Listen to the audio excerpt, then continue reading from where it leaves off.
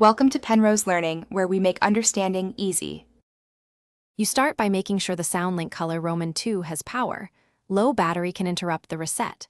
Once powered on, clear nearby phone Bluetooth pairings so the speaker won't auto-reconnect.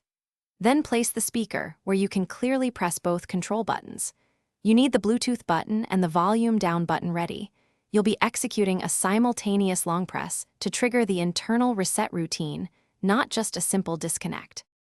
Now press and hold the Bluetooth button and the volume down button at the same time. Maintain steady pressure for about 10 seconds. This engages the factory reset command inside the speaker. You'll see the Bluetooth LED change behavior, often a rapid blink, or the unit will briefly power off. Make sure you keep holding through the initial LED flash. Releasing early may only disconnect devices instead of completing the factory reset.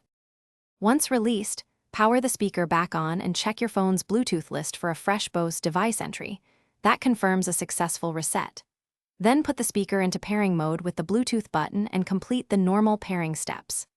If nothing changes or the LED didn't behave, fully charge the speaker and repeat the hold one more time. If the issue persists, try a different power source or contact support, because intermittent power can block the reset.